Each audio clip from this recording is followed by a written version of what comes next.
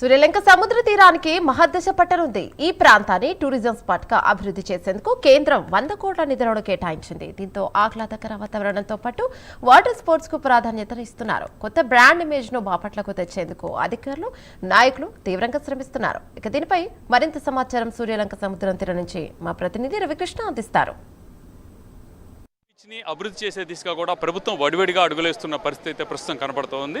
100 కోట్ల రూపాయలతో కేంద్ర ప్రభుత్వం ఇచ్చిన నిధులు 100 కోట్ల రూపాయలతో ఇక్కడైతే అభివృద్ధి కార్యక్రమాలను అయితే చేయడం జరిగింది. నేనైతే శ్రీలంక బీచ్ దగ్గర ఉన్నాను. అయితే మాత్రం బాపట్లకు సంబంధించి ఒక లోగోను కూడా ఈ శ్రీలంక బీచ్కి సంబంధించినటువంటి లోగోను కూడా ఆవిష్కరించినటువంటి పరిస్థితి అయితే కనపడింది. దీనికి సంబంధించి మంత్రులు రావటం, అదేవిధంగా కూడా ఇక్కడ కార్యక్రమాన్ని ఏర్పాటు చేయడం అనేది జరిగింది.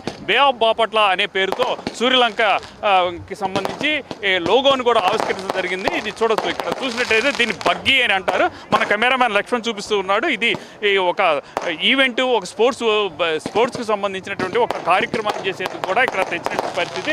అదేవిధంగా కూడా ఇక్కడ మనం చూడొచ్చు, ఇక్కడ చూసినట్టయితే మాత్రం ప్రధానంగా కూడా ఇక్కడ ఏవైతే ఈ బగ్గీలకు సంబంధించినటువంటి ఈ వెహికల్స్ అయితే వచ్చినాయి, ఇక్కడికి వచ్చేటువంటి పర్యాటకులు ఎవరైతే ఉన్నారో ఈ పర్యాటకులకు సంబంధించి ప్రధానంగా కూడా వీళ్ళు ఎంటర్టైన్ చేయటము, ఇక్కడ వచ్చినటువంటి వాళ్ళకి మంచిగా కూడా వాళ్ళకి అవకాశాన్ని కల్పించే విధంగా కూడా మరోమారు ఇక్కడికి వచ్చే విధంగా ఉండేటానికి ఇటువంటి కార్యక్రమాలను అయితే నిర్వహిస్తూ ఉన్నారు. ఈ విధంగా కూడా వాహనాలను ఏర్పాటు చేస్తూ ఉన్నారు.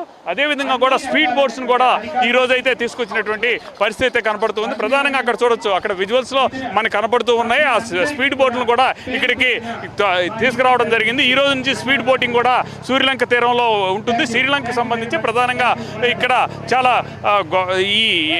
దీనికి సంబంధించినటువంటి సముద్రం ఏదైతే ఉందో ఇక్కడైతే వాటర్ కూడా ఫ్రెష్గా ఉన్నటువంటి నేపథ్యంలో దీన్ని డెవలప్ చేయాలని భావించినటువంటి పరిస్థితులు అయితే కనపడి దీనికి అనుగుణంగానే ఇక్కడైతే ప్రజెంట్ ఇక్కడ డెవలప్మెంట్స్ అనేది అయితే జరుగుతూ ఉంది. ప్రధానంగా దీనికి సంబంధించినటువంటి ఏదైతే వచ్చేటువంటి టూరిస్టులు ఎవరైతే ఉన్నారో టూరిస్టులని మరింత ఆకట్టుకునేందుకు ఇక్కడ అయితే మాత్రం ఈ స్పీడ్ బోటింగ్ సిస్టమ్ని ఏర్పాటు చేశారు. అదేవిధంగా కూడా రిసార్ట్స్ను కూడా ఏర్పాటు చేసినటువంటి పరిస్థితులు కనపడి ప్రధానంగా ఇక్కడైతే ఒక 5-6 స్టార్ హోటల్స్ కూడా వస్తాయని చెప్పి పర్యాటక మంత్రి అయినటువంటి కందుల దుర్గేష్ కూడా చెప్పడం అనేది జరిగింది. ఇక్కడ ప్రతిరోజు కూడా దగ్గర ఒక 10,000 మంది దాకా టూరిస్టులు వస్తూ ఉంటారు. పెద్దగా వసతులు లేకపోయినా వస్తున్నటువంటి నేపథ్యంలో ప్రజెంట్ ఈ వసతులన్నీ కనుక కల్పించినట్లయితే మాత్రం మరింతగా కూడా అభివృద్ధి చెందుద్దని భావిస్తూ ఉన్నారు. దీనికి అనుగుణంగానే ఇక్కడైతే మాత్రం ప్రధానంగా ఈ కార్యక్రమాలను అయితే ఏర్పాటు చేశారు. టూరిజానికి సంబంధించి ప్రధానంగా డెవలప్ చేయాలి. టూరిజాన్ని డెవలప్ చేసినట్టయితే మాత్రం ఎక్కువగా పర్యాటకులను ఆకర్షిస్తే